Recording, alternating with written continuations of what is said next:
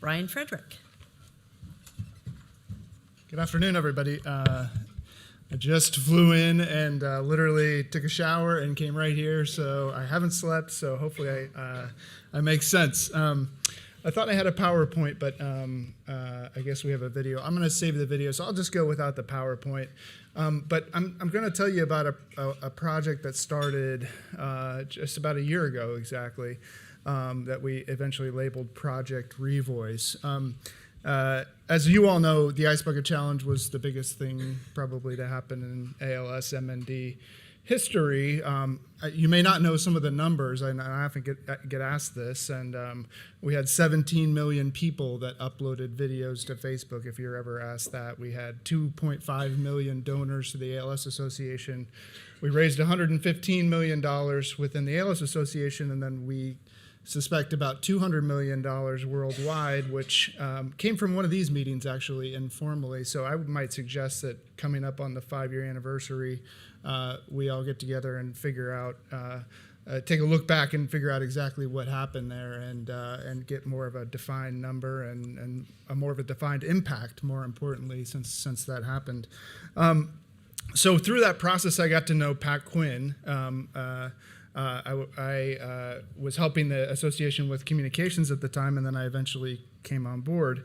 And Pat is one of the founders of the association. He's a young kid from Yonkers, New York, and he is very open and honest, so he became a really unique storyteller for this disease because he's so willing to put himself out there and tell the world about his condition.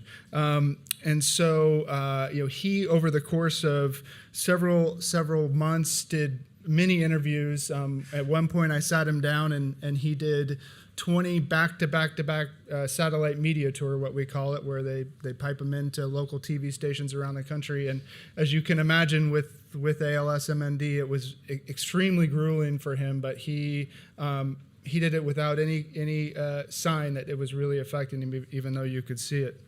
And so I saw him lose, obviously, his abilities to walk and to use his hands and eventually to speak. And that last one was so devastating for him because his whole persona was to be the Ice Bucket Challenge founder, to be out there, to speak, to inspire people, and so it was also very difficult for me as well. Well, as I said, around that time, about a year ago, I got sort of a serendipitous call from some folks in Australia that were at an ad agency in Australia that said, we want to give somebody with ALS, MND, their voice back. And I said, I have the perfect guy for you. And I had seen the effect that it had had on Pat to lose his voice, and I really wanted to try and help Pat. And so we started trading late-night Skype sessions between me and Sydney, and these two gentlemen, Oscar and Renee in Sydney, and one thing progressed, and eventually we decided, well, yes, let's find Pat. But unfortunately, like most folks, he had not voice banked while he still had his voice, and he kept putting it off and putting it off. So we had to take some of his recordings that he'd done in all his interviews and whittle them down. And it took many months of refining the audio because it was all sorts of different background noises, all sorts of different interviews that he did, and so we had to get just the right words and then transcribe those all. So we ended up with about 2 hours of audio, and then we needed somebody to actually do something with that. So we scanned around and we found a new upstart company from Canada called Lyrebird, which was doing amazing things with voice technology very quickly. And they were able to create voices with just a small amount of recording. And so they were very kind and willing to do so. And so we started the process of fine-tuning Pat's voice. Once I heard Pat's voice via the samples that they sent, I said, that is unmistakably Pat.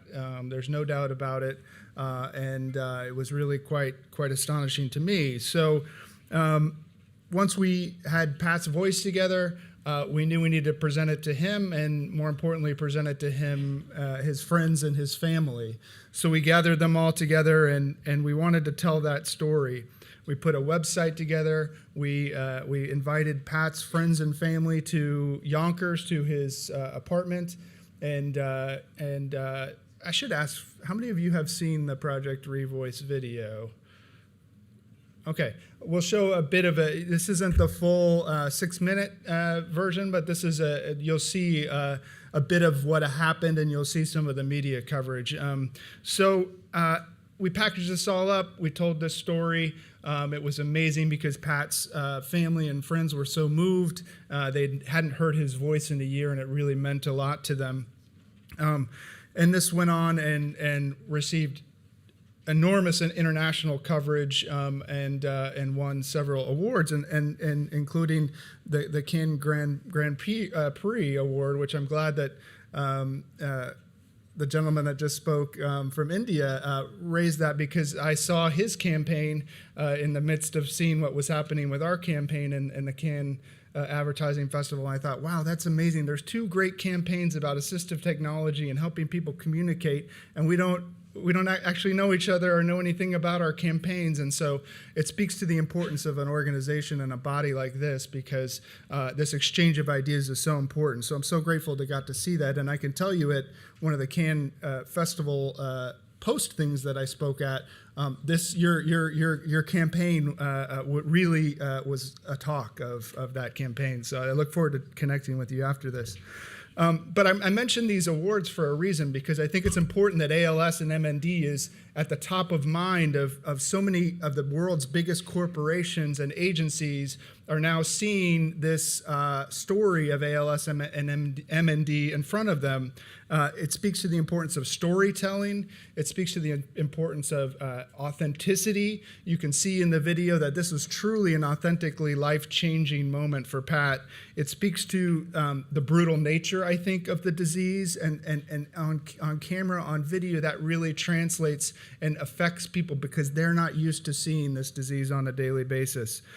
It speaks to family and caregivers and the importance of family and caregivers, because it's really the impact that it has on the family and caregivers that's what moves people and what makes people interested in this. And then finally, it shows that the Ice Bucket Challenge still resonates with people, and I think that's something to keep in mind. So once we did this all for Pat, it was obvious, well, we can't just do this for Pat. We need to do this for as many people as we can and help as many people as we can. So we started to create a website that would serve as a voice bank and a platform for doing voice cloning and voice technology. And we actually had a really great website, but by the time we were about to launch it, Lyrebird, the company that we'd been using, just made their whole site open and free to the public. And so now you can go to lyrebird.com, which is lyrebird.ai, and check it out. And in only 30 sentences now, you can record your voice and get an approximation of what your voice sounds like. And so I would really encourage you to check that out. It only takes 5 to 10 minutes. It's not perfect by any means. We've seen mixed results. Some people's voice sounds just like them. Some people's voice sounds nothing like them. But of course, that's true with any voice technology and any voice service. So what we've started to do is view Lyrebird and Project Revoice as an entry into this issue, as a way to understand voice banking with no cost. It's our website, and Lyrebird's website is free. You can come record, you can check out your voice, and it will raise awareness of the issue of voice banking. And then once you decide, working with your organization, your clinician, your doctor, whether it's more appropriate to go and do more voice banking, you can investigate the other causes. So what we wanted to do was put together a chart, which you can find on our website. I'm happy to tell you about it later, but we put together a voice banking chart that lists all the costs of all the different services, lists all the requirements in terms of time, in terms of recording, and what the output is. Lyrebird is limited because you have to be on the internet to use it. You can't export it to your speech generating device, so that's a challenge, and that's unfortunately something that we're trying to work with them to overcome. So what it is great for people with ALS that there's now beginning to be a much bigger discussion about this topic and in a much more sort of organized way. It's been, obviously, there's been some leaders in this field here and there, but we're trying to make it as accessible and open to people as possible. So I look forward to connecting with you if you're interested in this issue. As for Pat, I can say that this has literally changed his life. He's fired up. He's more inspired to do things. He's really working to raise awareness again. And so we're going to keep building on this project. I welcome any ideas and feedback that you have. And hopefully someday soon, people with ALS, motor neuron disease, will not have to worry about losing their voice, because this will become so ubiquitous that people are recording as soon as they're diagnosed. So for now, here's a brief 2-minute recap. This captures a little bit of what the project was and then what some of the media coverage was. So if we could hit that video. In 2014, the Ice Bucket Challenge was the challenge that captured world attention.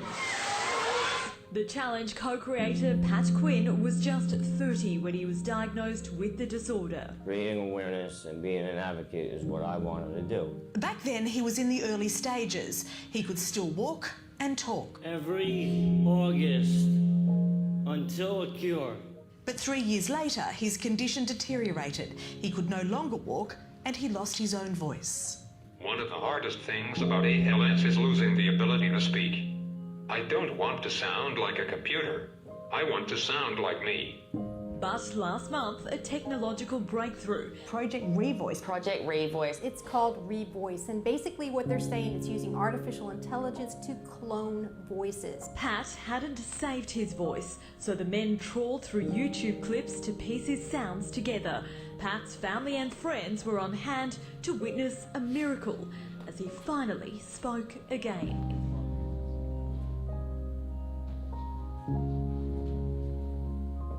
Time to say goodbye to this computerized voice.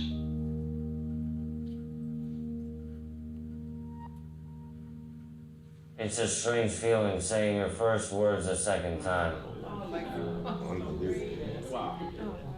It's like you don't even realize how powerful, how personal, and just how unique your voice really is until it's taken from you. Guess who's back, bitches? I mean, that is just highly emotional stuff. It's absolutely life-changing. They have him back, Yes. to hear his voice again. That is just a marvel.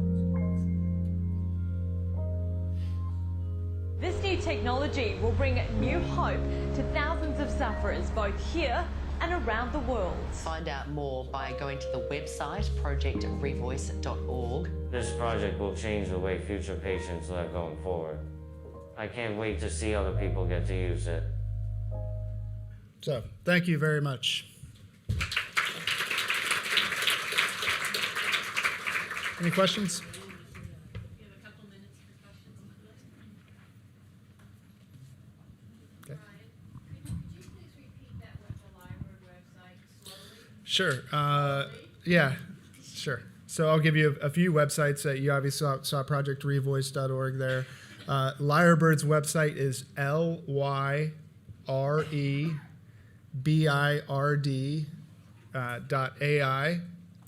And if you're interested in the voice banking chart that we put together, that you can find that at alsa.org/voice guide, one word. Voice guide, alsa.org/voice guide, or just find me after and I can help you find it. So, Colony. You might just want to preemptively answer the question is, can people send in voice recordings now if they haven't voice banked? Because we get that question a lot. Sure. Yeah. So one of the challenges we faced was if we do this for Pat, can other people do this? And the time and process that it took, it was so time consuming and expensive that we can't do this again. I think that if somebody wants to buy Lyrebird, the company, and focus their priorities on doing this, I think they would be willing. But for now, we're only able to help people who can record their voice going forward, and not able to help people now. We've tried to, as much as possible, message that point as often as we can, but obviously folks who didn't record their voice still would like to have their voice back, and it's just something we're not able to do at this time. Steve? Yeah, Brian, thanks for sharing. That was absolutely amazing, as we all know. That Thanks. Really emotional and was really amazing for Pat and his family. We've had a collaboration with Google for a while with a very different intent, which was to help look at changes in voice to help predict disease progression for clinical trial enrollment. And one of the things that Google got fascinated about after seeing this was they actually are willing to take previous recordings of people's voices, slice through them, get rid of all of the background stuff that you were describing, which is very painful. Their process is very automated, and if somebody wants to try to do that, I can definitely connect them with the folks at Google.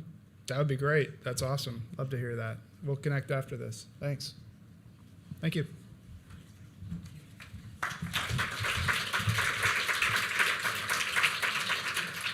Thank you, Brian.